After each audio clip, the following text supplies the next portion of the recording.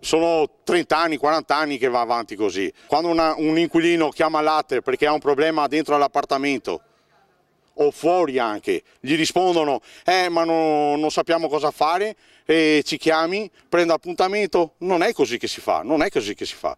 Non possiamo aspettare che una bambina o un adulto muoia sotto a un sasso che cade dal tetto.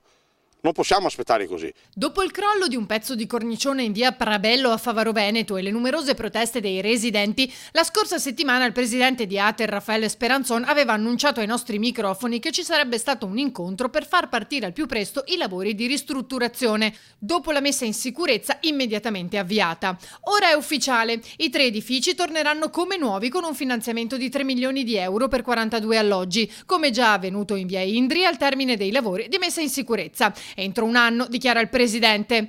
I lavori si divideranno in 2 fasi. La prima, circa 100.000 euro, consiste nella verifica ad alta quota degli edifici, che indicherà lo stato di salute di camini e cornicioni e, dove necessaria, la rimozione degli elementi che mostrano segni di instabilità.